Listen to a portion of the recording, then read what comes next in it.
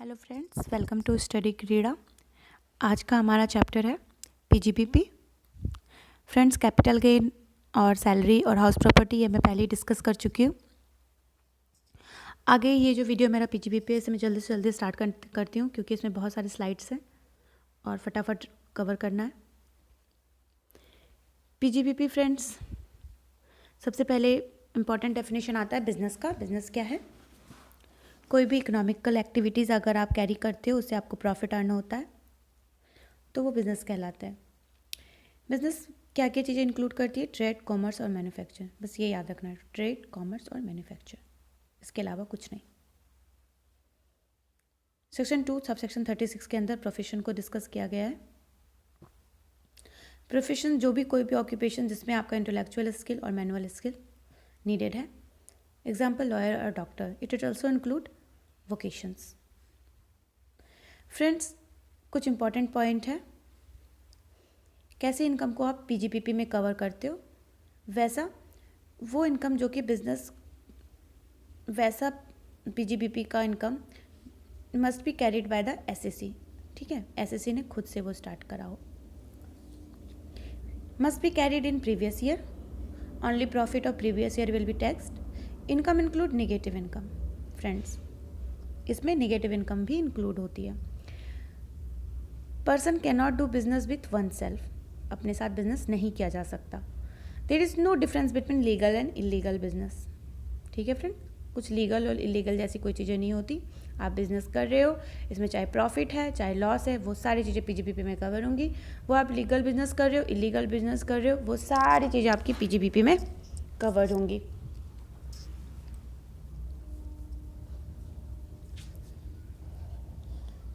अब आपका charging section आता है, सेक्शन 28, जो आपका बेसिस ऑफ चार्जेस बनता है। इनकम फ्रॉम स्पेकुलेटिव बिजनेस, ये पीजीबीपी के अंदर कवर होता है। Any interest, salary, bonus, commission या रेनोमरेशन जो पार्टनर्स ऑफ अ फर्म ने रिसीव करा है, गिफ्ट जो कि बिजनेस से कनेक्टेड है। Payment for pursuing any business activity.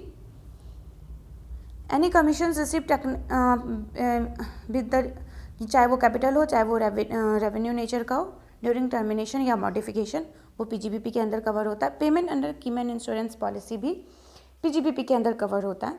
लेकिन इसकी कुछ चीज़ें ऐसी है इसमें जो कि इनकम फ्रॉम अदर सोर्स में भी जाती है। जब मैं इनकम फ्रॉम अदर सोर्स जब डिस्कस करूँगी तो वहाँ आपको इसकी क्लैरिटी दे दूँगी। बेसिस ऑफ चार्जेस के अंदर और भी आता है मेन चीज़ें जो कि एक्सपोर्ट इंसेंटिव्स हैं।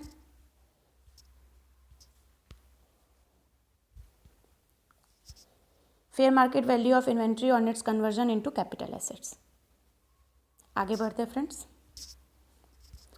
मेथड ऑफ कंप्यूटेशंस जो है, एसएससी कैन फॉलो मर्केंटाइल या कैश सिस्टम ऑफ अकाउंटिंग। ठीक है, इनमें दोनों में से कोई एक आप फॉलो कर सकते हो। फिर फ्रेंड्स आपका आ जाता है कुछ पॉइंट जो दिमाग में रखना है हमेशा।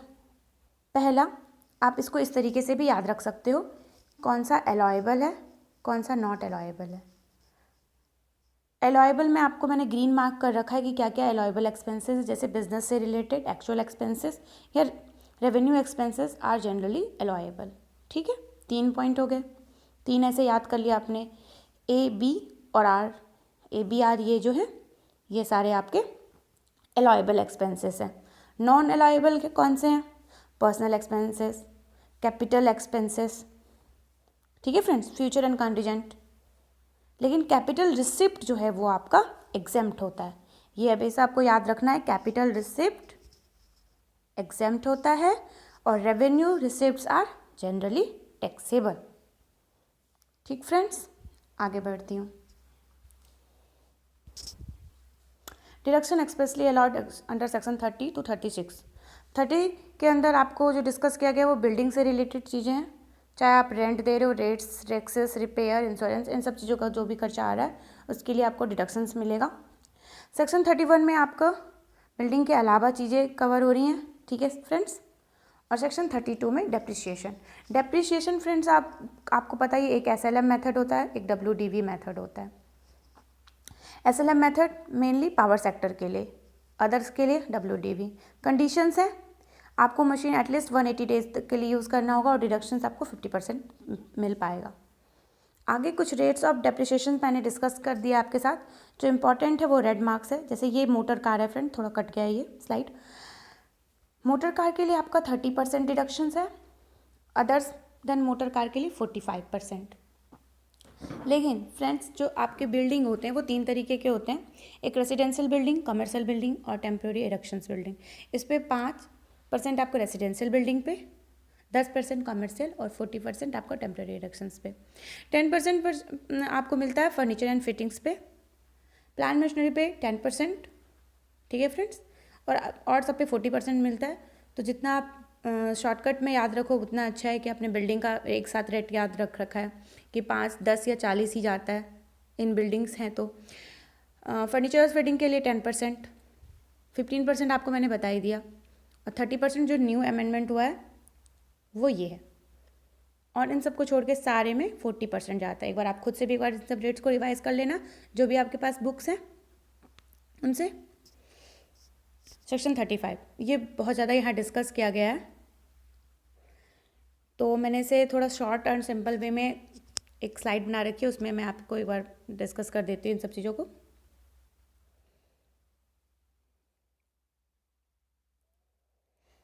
फ्रेंड्स अगर आप एक्सपेंस कर रहे हो लैंड पे तो कोई भी डिडक्शंस नहीं मिलेगा, चाहे वो एपरेट कंपनी के थ्रू कर रहे हो या नॉर्मल बिजनेस के लिए कर रहे हो, ठीक है फ्रेंड।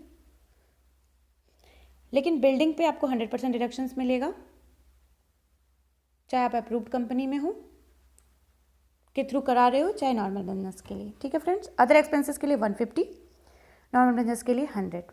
फ्रेंड्स इसको आप ऐसे भी याद रख सकते हो कि 150 कितने के लिए है।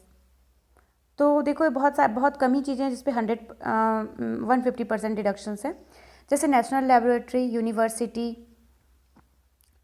एंड 150% आपका IIT में अगर आपने रिसर्च और डेवलपमेंट के लिए आपने कुछ पैसे दिए हैं तो। Expenses in house by company 150% है। सेक्शन 35(1) सबसेक्शन 2 के अंदर साइंटिफिक रिसर्च के अंदर 150% का आपका डिडक्शंस मिल रहा है। तो 150 आपको कितने में मिल रहा है?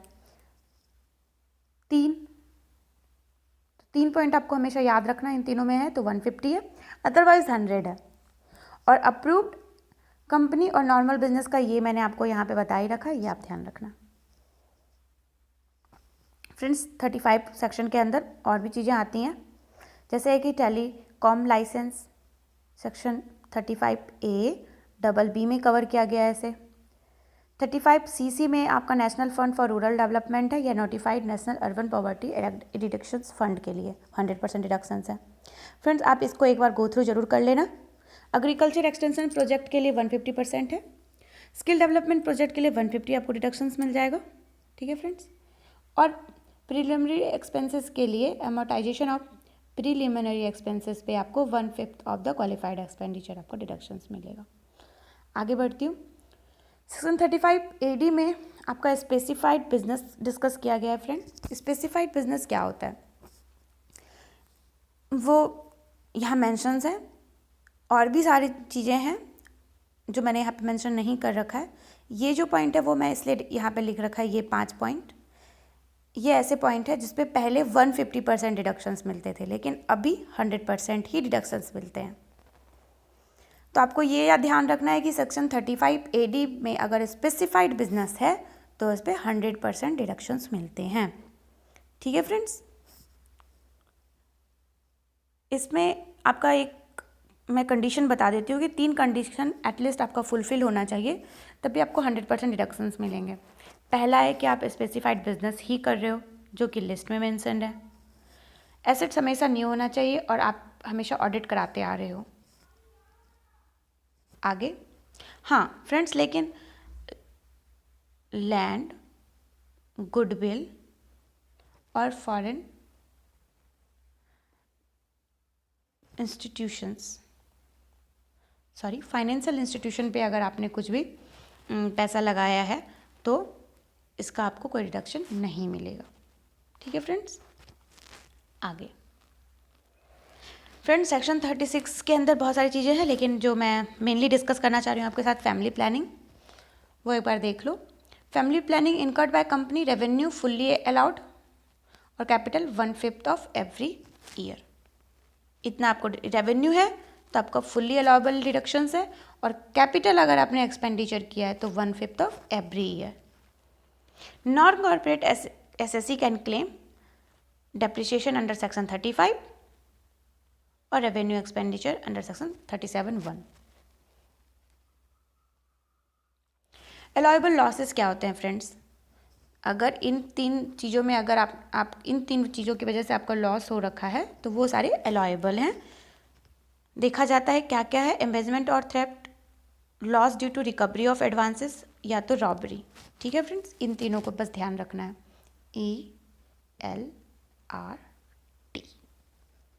ELRT, ठीक है फ्रेंड। आगे प्रिजम्पटिव इनकम क्या होता है फ्रेंड? प्रिजम्पटिव इनकम में आपको यहाँ पे डिस्कस किया गया है कि जो भी एलिजिबल बिजनेस है, इनको 3 पॉइंट पे मैंने डिस्कस किया है। एक तो है फ्रेंड्स एलिजिबल बिजनेस, प्रोफेशन, और इसके अलावा एक कैरियर सर्विस है उसमें। तो बिजनेस अगर आप कैरी कर रहे हो और आपका 2 करोड़ से ज़्यादा टर्नओवर हो रहा है, ठीक है। प्रोफेशन में 50 लाख, तो ठीक है फ्रेंड्स। और कैरेज में है कि आप 10 कैरेज से ज़्यादा अगर आप चला रहे हो तो फ्रेंड्स, अगर आप एलिजिबल बिजनेस कर रहे हो तो 8% ऑफ ग्रॉस रिसिप्ट और टोटल टर्नओवर 8%, ठीक है फ्रेंड्स। 8% या 6%, 8% ऑफ ग्रॉस रिसिप्ट और टोटल टर्नओवर। दूसरी बात, 6% कब है? जब आप डिजिटली सारा ट्रांजैक्शन कर रहे हो तभी, ठीक है फ्रेंड्स। डिजिटल इंडिया को प्रमोट किया जा रहा है ना, इसीलिए। आगे ये सेक्शन 44ADA है, इसके अंदर डिस्कस किया गया है एलिजिबल प्रोफेशंस का, जो मैंने आगे आपको बता रखा है कि उनका एटलीस्ट जो टोटल ग्रॉस रिसिप्ट है वो 50 लाख का होना चाहिए, और उन्हें प्रिजम्पटिव इनकम उनका क्या होगा? Of such profession shall be 50% of total gross receipt. ठीक फ्रेंड्स। आगे, presumptive income from business of playing, hiring or leasing of goods carriage if SSC does not own more than 10 carriage good। Heavy vehicles के लिए friends 1000 रुपये और others के लिए 7500। Friends, एक होता है अकाउंट मेंटेन करना, एक होता है ऑडिट कराना। अकाउंट कब आपको मेंटेन करना है? स्पेसिफाइड प्रोफेशंस में और बिजनेस में। स्पेसिफाइड प्रोफेशन में आपको तब मेंटेन करना है अकाउंट जब आपका ग्रॉस रिसिप्ट 1,50,000 तक है, और प्रोफेशन बिजनेस वाले को 25 लाख अगर उनका टर्नओवर या ग्रॉस रिसिप्ट एक्सीड कर रहा है तो। ठीक है फ्रेंड्स, तो ये आपका मेंटेनेंस ऑफ अकाउंट के लिए है। ये दोनों सेक्शंस आपके कब मेंटेन करना है अकाउंट। और 44AB क्या बोलता है? ऑडिट कब कराना है। ऑडिट प्रोफेशंस, अगर आप प्रोफेशनल्स हो तो 50 लाख, और अगर आप बिजनेस कैरी करते हो तो 2 करोड़। ठीक है फ्रेंड्स, तो आपको ऑडिट कराना बहुत ज़रूरी है। टोटल सेल्स या टर्नओवर या ग्रॉस रिसिप्ट 2 करोड़ से ज़्यादा एक्सीड होती है तो आपको ऑडिट कराना कंपलसरी है।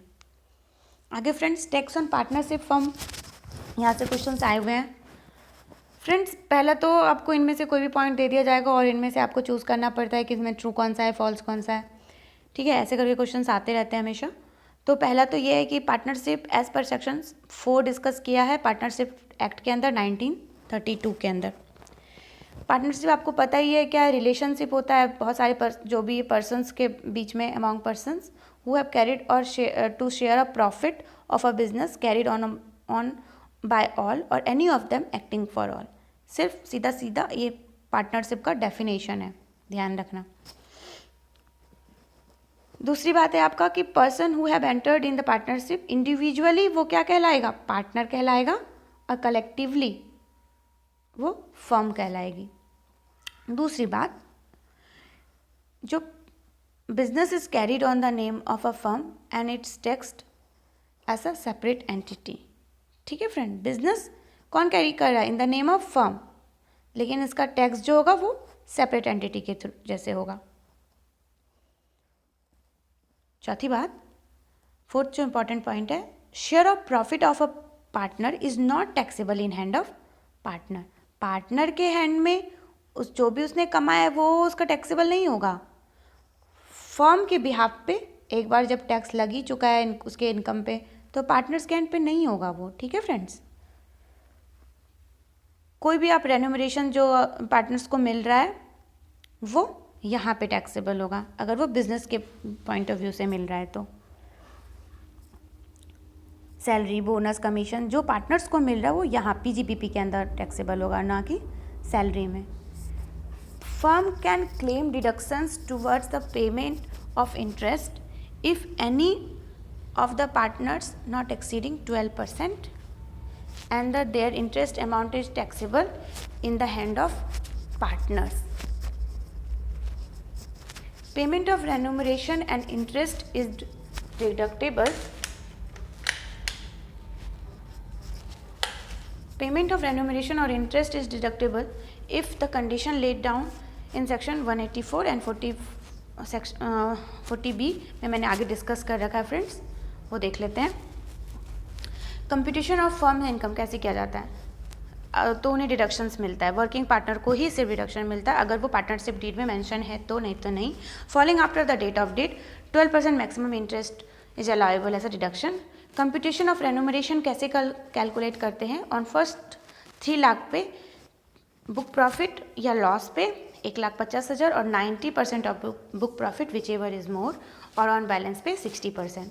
ठीक है फ्रेंड्स, तो यहाँ मैं अपने वीडियो को पीजीबीपी के एंड करती हूँ। आपको शायद ये वीडियो पसंद आए फ्रेंड्स, अगर पसंद आता है तो इसे प्लीज़ लाइक कर देना, और नहीं तो आप ज़रूर जो भी खामे आए वो बता देना। अगर पीजीपीपी से रिलेटेड मेरे कुछ कुछ पॉइंट्स रह भी गए, अगर आप वो मुझसे पूछोगे तो मैं ज़रूर आपको नेक्स्ट क्लासेस में देने की कोशिश करूँगी। ठीक है friends, thank you. Please do like and subscribe study क्रीड़ा, और अगर कोई भी दिक्कत है तो आप मेल भी कर सकते हो studykrida@gmail.com पे। ठीक है फ्रेंड्स, और कमेंट में भी आप मुझे कुछ बता सकते हो अगर आपको कोई दिक्कत आ रही है तो। मैंने बस एग्ज़ाम पॉइंट ऑफ व्यू से ये चीज़ें बनाई हैं, एग्ज़ाम में इन्हीं पॉइंटों से क्वेश्चन पूछा गया है मेनली एग्ज़ाम में। ठीक है friends, thank you, all the best for exam.